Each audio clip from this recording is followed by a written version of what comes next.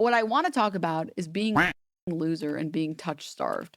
That sounds way more relatable for me. And I hope it does for you guys. Well, I hope it doesn't for you guys, but I hope it does for you guys, for me, so we can all come together in the not sexual way. Okay, let's go. I am really struggling with something and I want to talk about it. But before I do, I need people, if you are a parent who was like touched out by your children, I do not want to see you in the comments. If you are someone with any kind of neurodivergency and it manifests or shows up as you not liking touch or people touching you, I do not want to see you in the comments. But I feel like I'm dying from like touch starvation, y'all. I don't get hugs. I don't know. I feel like if I were to get the kind of hug that I fucking really want, I would crumble into pieces. How do you deal with that? I really like need to be like touched. And I know someone's gonna say like, okay, go to the salon and get your hair done, or get a massage, or get your nails done, right? So someone can hold your hand. None of those people love me. None of those services love me. Right? But I'm really struggling. Which, like, it's not their job to, of course. It's not like getting a massage is perfect if your body is really sore. It's not a solution to like, I need human connection. Really struggling with like, I don't get hugs. That shit is. It could be like maybe a hello, whatever, maybe. But it's not enough. I don't know how. I don't know how you. How am I gonna go the rest of my life like this? I'm just really struggling. I'm really struggling. Like I spent like last night just going like this. Like 20 minutes. I'm just, if anyone else is. Sorry, I accidentally paused it. But since I paused it, I also think it's like, I really do appreciate Dr. K highlighting videos of women talking about this, because I think it really helps the average person that either is fully bought into incel shit, or is like starting to dip their toes into incel shit or whatever. I feel like when you see that, oh, these people who I think have everything, women, some of them are also suffering. I think it really like helps bring you back to reality and like not decide to just make your whole personality despising women, because it's not going to help you, by the way. And so being able to show examples of women who also deal with these issues and who also struggle with these things, and show like, yeah, maybe this is an issue that disproportionately affects um what is it called? Men, but you have to understand it's not women's fault. And in fact, women deal with this as well. I'm actually really grateful to be a nail tech, because it's so nice to be able to help people that might feel this way, even if it's just a little bit. Yeah, I mean, I agree. That's my reason why, like, I try anytime I have the thought of like, I have a compliment in my brain, I try to say it. And it's because you have no idea of knowing how much that person appreciates hearing that compliment. Dang cub. I went, when I was running errands yesterday, I went into a store, and the woman who was helping me, this lady had the clearest skin on the planet, by the way. I was like staring. I was like, oh my God. Oh my God. And like not wearing any makeup, like just perfectly clear skin. And I'm a woman and I wear makeup, so I can tell when someone's wearing makeup or not. And I was like, I have to tell her. I was like, your skin is so clear. Like, what are you doing? Like, how is your skin so clear? She told me she just uses shea butter. I was like, what? She's like, yeah, I just find that it works the best. I'm like, but she was so happy to hear that. She was so happy to hear that. There was no point in showing them this. Okay, well, it sounds like you've made up your mind. I disagree. Javi, thank you so much for the 4 months. But let's get back to the video. Just struggling. What are you? What are you doing? Okay, that is some heavy stuff. And I hate to say this, but I think she is spot on. I think she's really tapped into something that I think we've sort of struggled with. So let's like start by understanding a couple things. The first is that this is not a isolated experience. I also think something that a lot of people don't realize is that this is also not like a gendered experience. The other really interesting thing is, even if you talk about some of the stuff around like neurodivergence and people who don't like to be touched, I've heard a lot of people who are neurodivergent and don't like to be touched, but are also starved for touch. They're still longing for it. And they're in some ways like in an even trickier situation, because their body, and we'll talk about this in a second, needs exactly what everybody else needs, but their somatosensory cortex doesn't even allow them to engage in it. So like what's going on here? So I think what we're seeing, so we've seen that there's a loneliness epidemic. Some indicators of mental illness are getting way worse than they ever have before. The percentage of people who have never been in a romantic relationship is rising astronomically. The percentage of people who have never had sexual relations is also rising astronomically. The number of people who have never had a friend or have zero friends is also rising. So I think this is going to be kind of weird. Like, we're going to talk about science for a second, but I think this goes like way further than science. So the first thing is, let's talk about the physiology of like touch starvation. And there is a ton of physiology to it. So, and it's not just oxytocin. So there's one hormone that's kind of like our bonding hormone. This is oxytocin.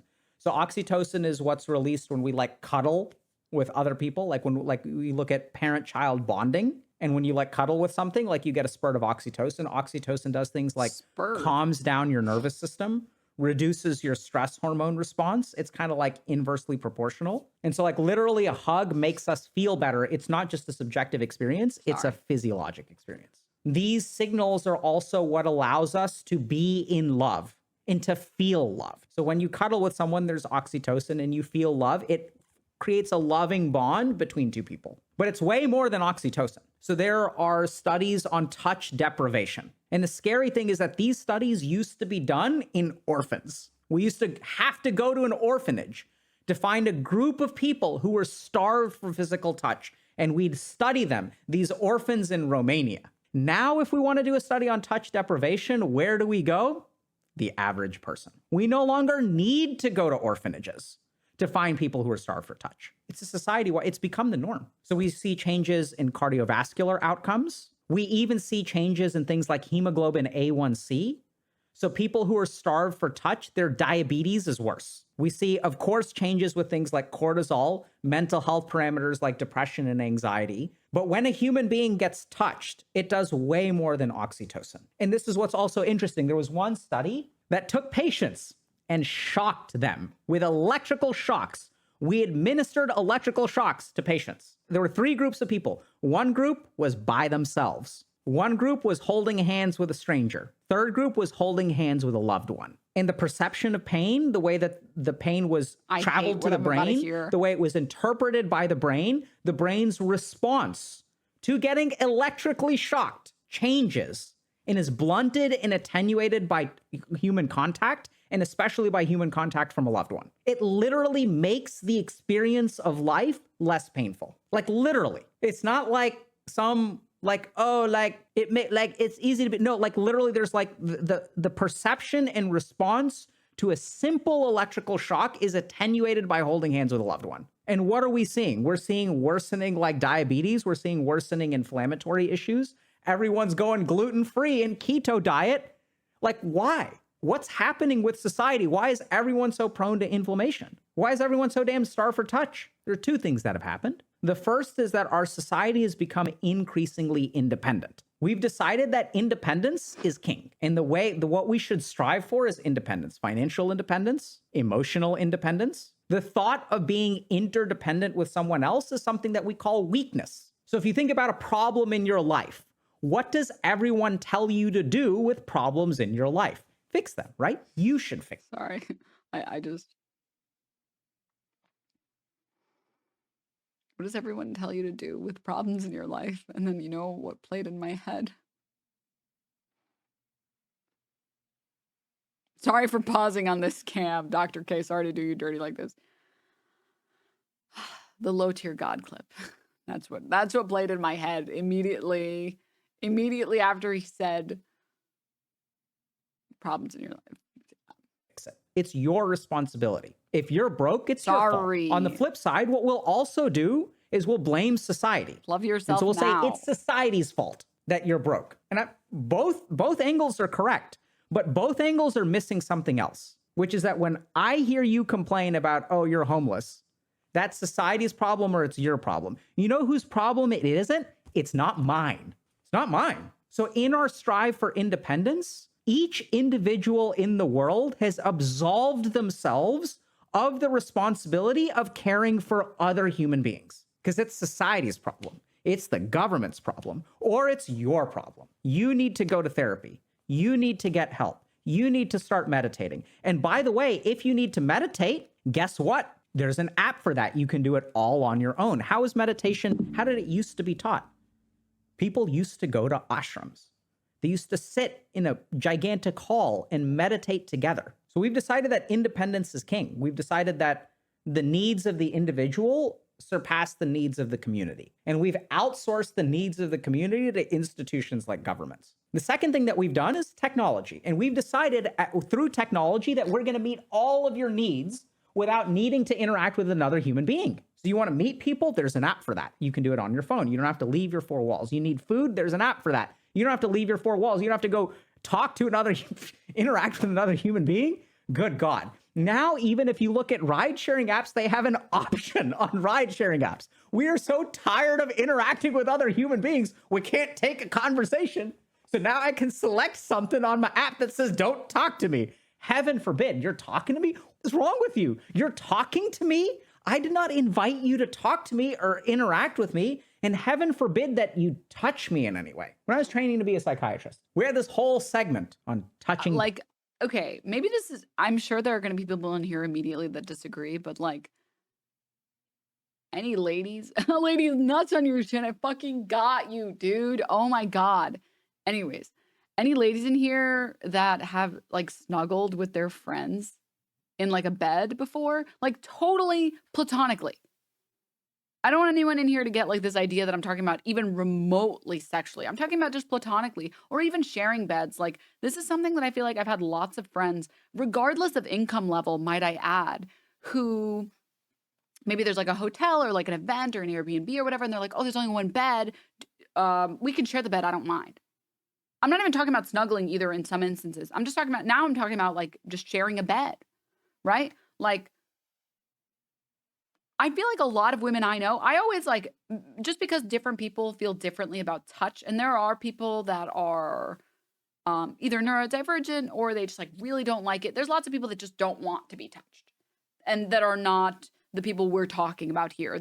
I would say that the people that hate being touched, that's like a small minority of people, and you should do your best to respect those people's wishes and stuff. But I've had a lot of female friends that when they've booked places and stuff, they're like, oh, I have one bed. Do you mind sharing? And I'm like, oh yeah, of course not.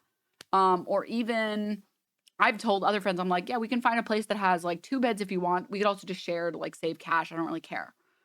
And I've never run into a problem. Basically, almost consistently, women are totally down to share beds and blankets. And I've even cuddled with my female friends that it's entirely platonic. Like there's nothing there. There's nothing romantic or sexual, nothing. It's literally just, oh, I'm so cold. Let's cuddle up, right? Let's watch the TV show and get like nice and cuddled. And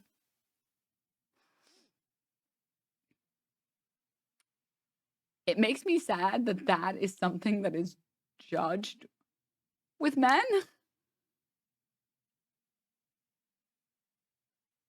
That like, God forbid men cuddle with their friends.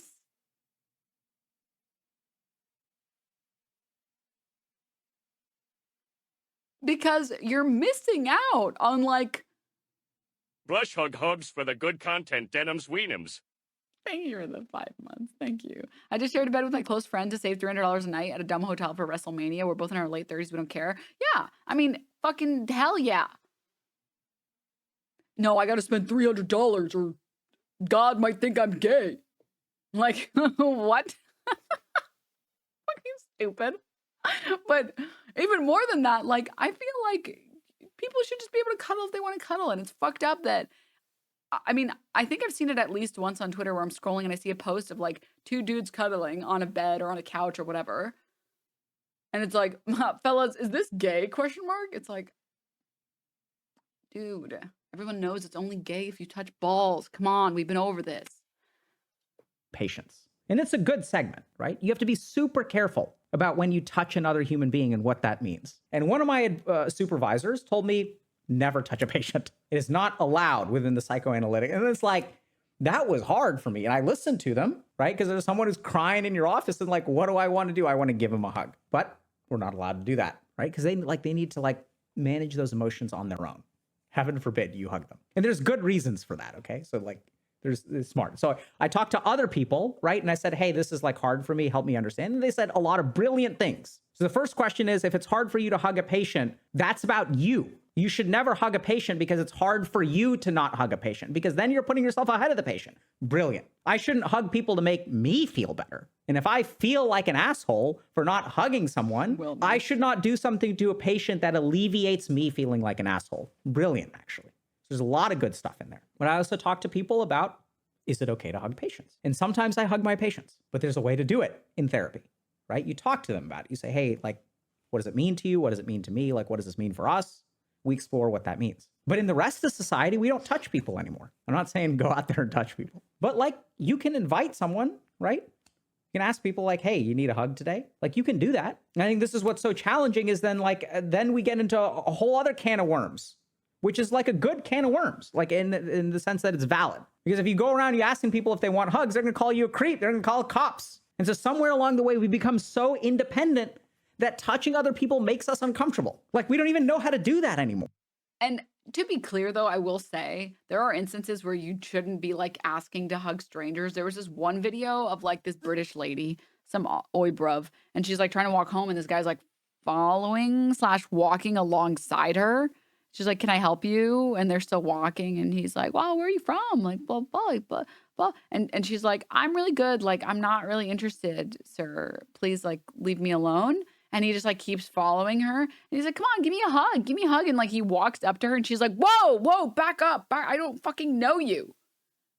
So don't do that. So translation, be just the smallest amount of normal, obviously. Shocker. I know, crazy. But it is very weird. Can I say this? And maybe this is coming from someone who endorses nude spas and from someone who grew up giving kisses on the cheek to my relatives because they were colonized by the French, and it's normal in the culture to be mwah, mwah. Giving someone when you say hi to someone. And so maybe I'm biased, I don't know, but I feel like it's not bad for your brain. Right? I feel like it's very weird that there are so many men that they say hi by one of two things. This is going to be such an attack on so many people, so please don't hate me after this. The handshake. Everybody else is hugging and they go in for the handshake. It's this is not a business meeting. What are you doing? Or worse, the hover hug that makes 1 mile tap and then the let go. It's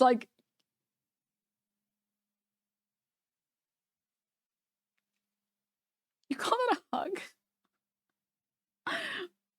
Please, if you're friends with someone and you've been friends with someone for a decent amount of time, you can give them a real hug. You can give them an actual 1-2 second squeeze. It's not gay, I swear. You won't suddenly start dreaming about sucking cock. I promise you. I give you my word, okay? You're allowed to sue me if that happens to you. If you start daydreaming about that, you can sue me. All right? I will tell you, though, if you do start suddenly daydreaming about it, I'm pretty sure you were already interested in cock before you started hugging people. I don't know how else to tell you that. I don't know how to break the news to you. That hug isn't what made you suddenly interested. I promise, okay? Just awakened a part of you that you didn't know was there. Men can't cuddle anymore because of the woke. Fuck. I need this statement notarized. Yeah. Okay, let's continue. And this is what you end up with. A society of people who are disconnected because, by the way, And yeah, this is like, I feel like this is strange. Cuddling is more of a breach of intimacy than anything between guys. It's like an unspoken rule that a hug is only when respect and love is like deserved or gained. But that shouldn't be how it is, right? if you need friends, there's Discord. If you want to talk to someone, you can chat, right? And you know what? I hear you're feeling down. Let me send you an emoji of two people hugging. That's what we've come to. We've stopped hugging each other and we've started sending emojis of people hugging. Like, what the fuck? We've created substitutes for human needs. It's not actually fulfilling the need, it's a substitute. I recently learned that there's a virtual girlfriend app. Don't have a girlfriend? Here you go, right? And now we can get human-shaped pillows, and we can even get sexual devices. Leave Asuka-chan alone. No disgusting 3D woman, if you can even call them that, could ever match my waifu Asuka. And we can substitute a relationship in so many different ways. And it's only a matter of time before someone takes ChatGPT and outsources an API to make a virtual girlfriend who adapts to you and learns like a human intelligence. Substitutes, substitutes, substitutes, substitutes. And why? Because the individual humans today don't want to give people what they need. It's not society. It's like each and every one of us. This is what's happening, right? And there are a lot of people out there who are, you know, as we're watching this, they're like, somewhat like, give that lady a hug. And that's what I felt too. But this is the other problem. Like, it's great that we had that emotional reaction and that she was raw and she shared her experience that resonated with a ton of people. But just think for a second at what it takes to get someone to hug that person. She's literally got to put something on TikTok that explodes. And that's the threshold for human contact. That's the hurdle she has to jump to get a hug. We've got to lower the threshold to help other human beings. And so, like, what do we do about this situation, right? I think it's like pretty simple. We've got to be careful about using technology as a substitute for human needs. Can technology be used as a tool to fulfill human needs? Absolutely. But it's crossing the line into substituting and trying to provide the needs in and of themselves. Second thing that we've got to do is we've got to stop blaming people for their problems and stop blaming society for their problems. We've got to start blaming ourselves. But what about Bootstraps?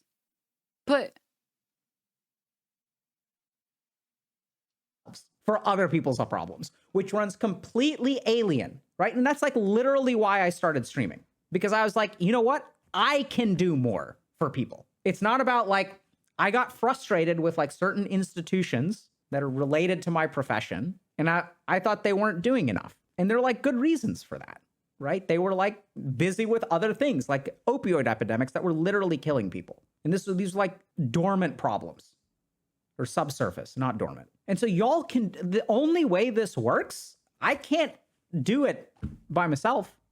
I can't even do 1% of the work that needs to be done. Because what people need is hugs. Like, I can't hug everyone on the planet. I want to. There's a part of me that really wants to.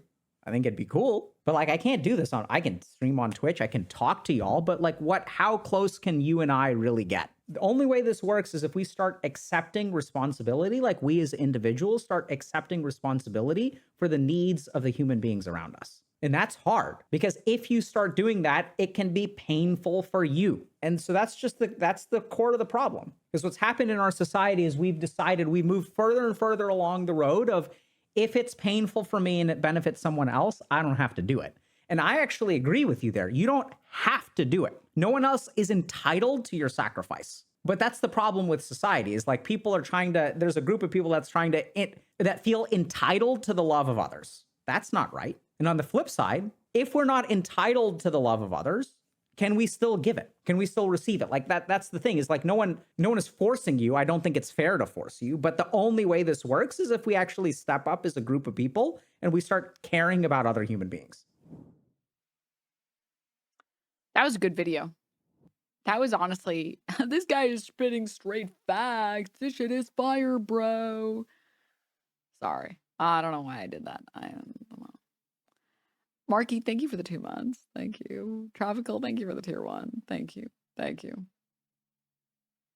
I hug guys very frequently. I'm surprised to hear this. Are you guys just less averse to hugging women? Only have an issue. I mean, my experience has been that, like, and maybe I could be mistaken about this, but my experience has been that I've never had a problem with hugging men before, or women for that matter, because I get around. I'm kidding. I'm just kidding. Juicy, thank you for the 3 months. My experience has been like, I will watch men hug each other, and it is like the most half-hearted hugs in the world. But if I hugged either of them individually, they will both give me a good hug. Like, I will begin a good hug and they will reciprocate. But if I don't begin a good hug, they won't reciprocate. Like, or rather, they'll reciprocate that. Right? And it feels more like with male hugs, you get what you give. With female hugs, a lot of them are not half-assed. Which is concerning. Which is concerning. You should just give people good hugs. I think. Hesitation is the reason.